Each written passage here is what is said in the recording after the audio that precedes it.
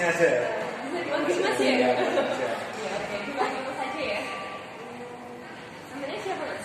Namanya nama lengkap ya? Iya, iya. Nama lengkap saya Syahrul Junior Setiawan. Syahrul Junior Setiawan. Baik. Biasa dipanggil Mas Syahrul gitu ya? Iya. Oh, oke.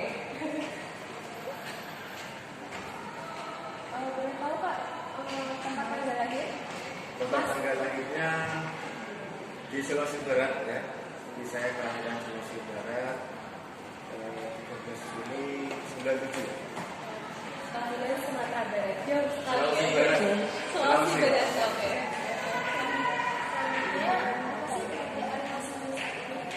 Ya kalau pekerjaan sebenarnya bukan pekerjaan ya, Iya. tapi lebih kepada aktivitas. Iya, iya. Saya selain jadi mahasiswa ya juga aktif di organisasi ya. Jadi memang masih fokus dalam dunia organisasi dan juga dunia kampus juga. Baik. Saat ini aktif di dunia organisasi ya, Jam. Boleh tahu kuliah di mana Pak? Mas?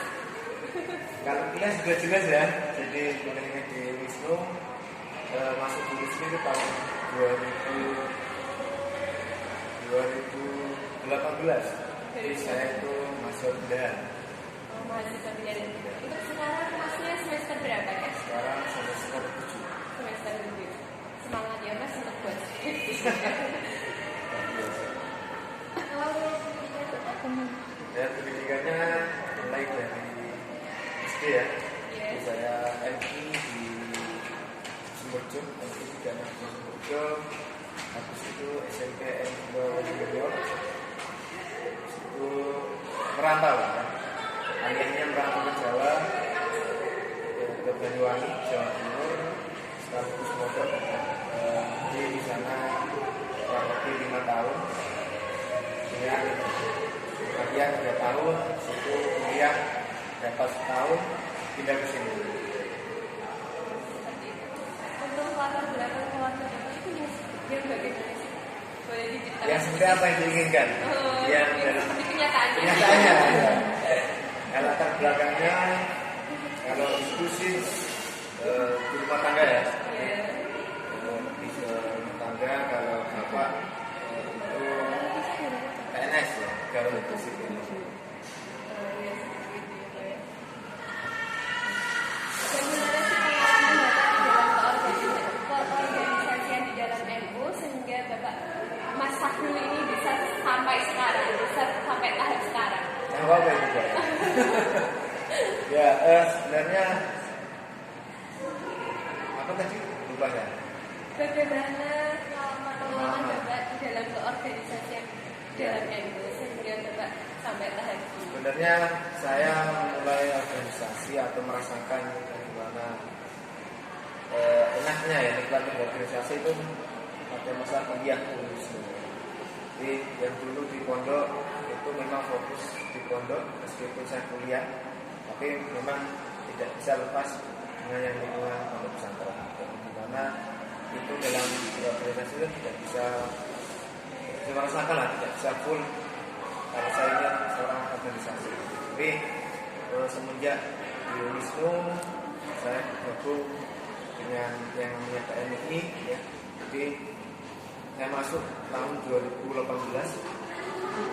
masuk yang namanya Papaba, tentunya proses awal menjadi seorang anggota PNI. Nah di situ saya mendapatkan banyak pengalaman ya. Jadi apa makna dari PNI, makna dari Nahdlatul Ulama seperti apa, terus PNI itu organisasi apa hubungannya dengan NU. Di situ saya mulai banyak tahu bahwa ternyata PNI adalah badan otonom atau badan dari NU sama seperti Ansor, Fatayat, itu PNI sama. Nah itu pengalaman itu yang membuat saya semangat dalam mungkin berkhidmat di PNI lebih lagi di Nahdlatul Ulama. Proses regenerasi ini saya kira harus tetap berjalan. Proses kaderisasi yang ada di NU berjalan di mana bagi mahasiswa NU punya yang namanya PNI, jika di desa-desa punya ansor, punya IPNO, fakta dan sebagainya. Jadi mungkin teman-teman di IPNO berjuang mempertahankan NU, mengkaderisasi NU lewat desa.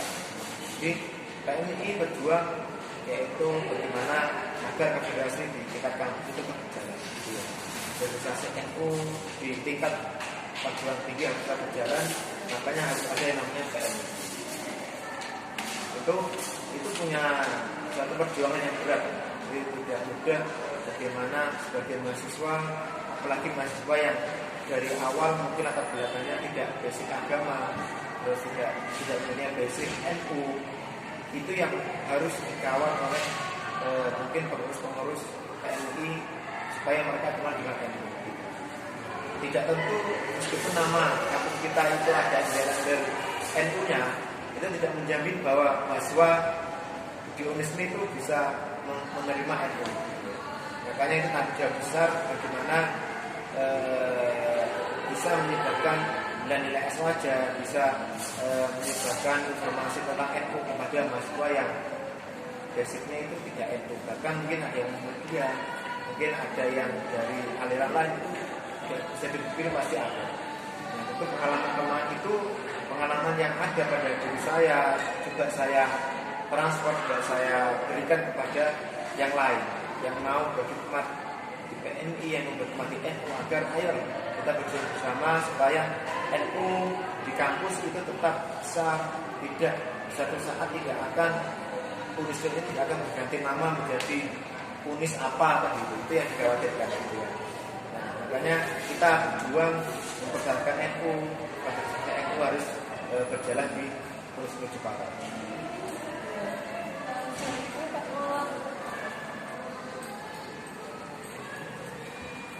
Pada masa pandemi seperti ini kan kita dilarang berkerumun seperti pengajian, acara batiran kubur dan sebagainya. Bagaimana pandangan Bapak? Bagaimana pandangan Mas Sahrul tentang hal tersebut? Nah, memang mau tidak mau kita harus siap ya dengan yang namanya pandemi, karena kita sudah merasakan pandemi kurang lebih 1 tahun lebih, di mana mau tidak mau kita harus mengulang yang namanya formulasi ya.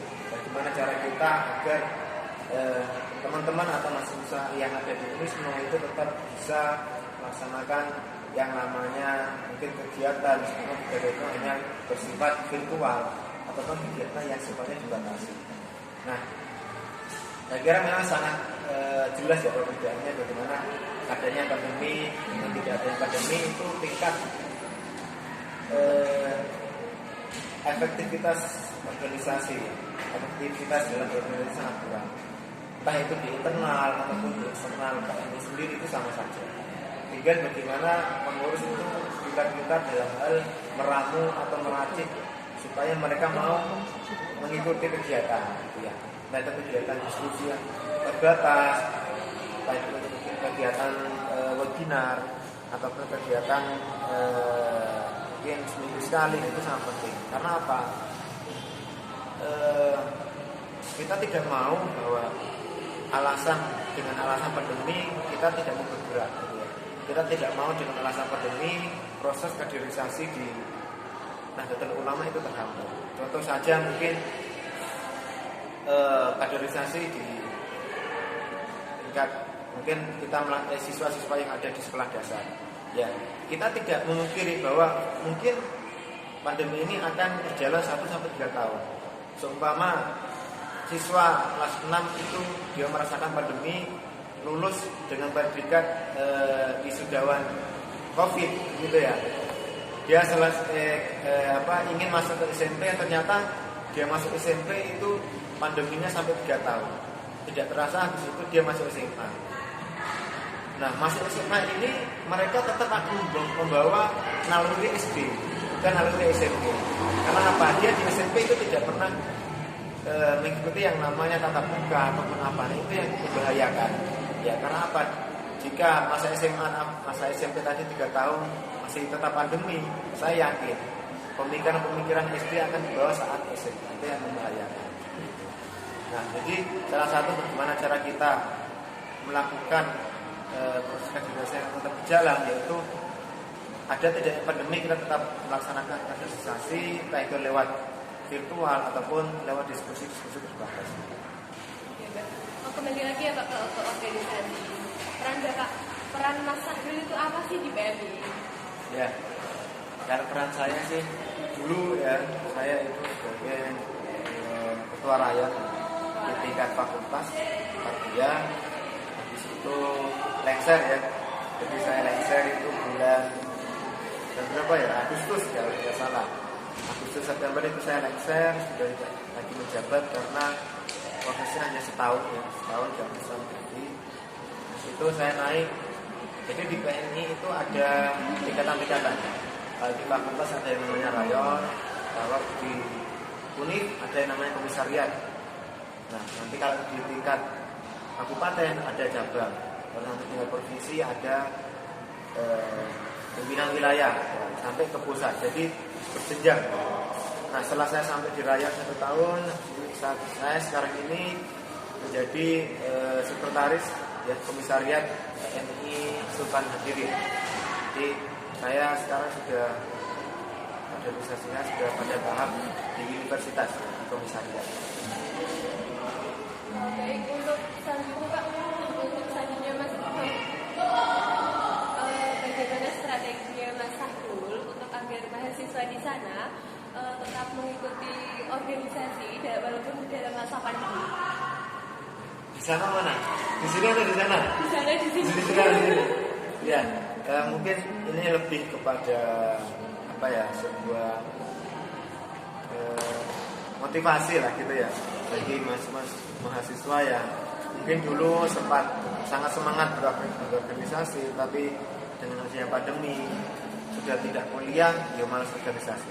Karena kecenderungan mahasiswa saat ini dia ikut organisasi karena perkuliahan itu aktif gitu. Jika perkuliahan tidak aktif, ya organisasinya juga tidak akan aktif. Itu sudah bagian dari tipologi mahasiswa, sudah bagian tipe-tipe mahasiswa. Jadi karakter mahasiswa itu seperti itu. Nah, mungkin ada beberapa yang bisa saya sampaikan mengenai mahasiswa yang ada di Unisno, bahwa selembar ijazah saja itu sangat tidak cukup ya bagi saya. Karena apa? Setiap tahunnya setiap kampus itu mengeluarkan 1.000 lebih mahasiswa. Belum lagi kampus-kampus negeri yang terbeja itu adalah kampus-kampus besar. Yang kita membandingkan dengan kampus Unisno yang sangat kecil, tentu jika hanya membandingkan sebuah ijazah, otomatis saya yakin akan kalah. Maka apa yang membedakan kita dengan mahasiswa yang lain, yang membedakan kita dengan kampus yang lain, tentu ada satu, yaitu bagaimana cara kita soft skill tadi ya, penambahan skill kita dalam berorganisasi. Itu sangat penting. Karena apa? Mau tidak mau, mungkin di sini yang ingin menjadi guru, ingin menjadi bekerja di pabrik, bekerja di mana, pasti ingin mereka itu membutuhkan nilai lebih gitu ya. Entah itu nilai lebih dalam bagaimana cara kita membuat suatu forum rapat, membuat suatu kegiatan, membuat forum leadership, ataupun bagaimana karakter kita dalam memimpin, itu sangat penting. Nah, semua itu didapatkan tidak di kuliah. Di cara kita pembinaan skill itu malah didapatkan dari cara kita berorganisasi. Jadi semakin kita serius di organisasi, semakin kita serius di dunia pendidikan, di dunia sains akademik bagus, organisasi bagus, maka yakinlah kita nanti akan dapat bersaing dengan orang-orang di luar kampus yang relatifnya akan lebih besar. Terima kasih Pak untuk informasi yang diberikan kepada kami. Sudah ya? Sudah. Oh sudah. Kunyah-kunyahnya sepertinya sudah cukup ya tentang biografi Mas Sahrul.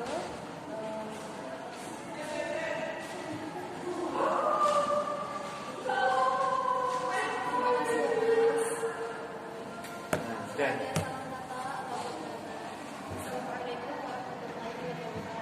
Waalaikumsalam.